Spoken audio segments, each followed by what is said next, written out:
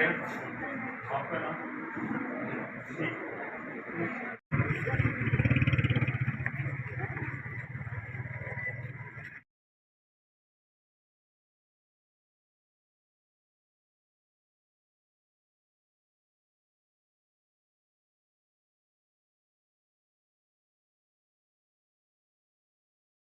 सुन चुके हैं, आप लोगों के सामने एक प्रेजेंटेशन भी आई दी गई है।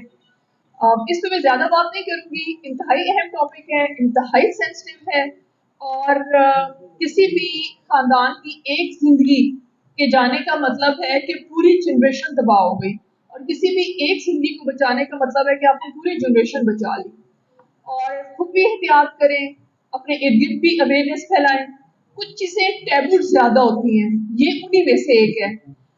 इस टैबू से हमने निकलना है सही तौर पर और हमने इसके हल की तरफ जाना है। एहतियात करें और अवेयरनेस फैलाएं एक दूसरे के साथ। बहुत शुक्रिया।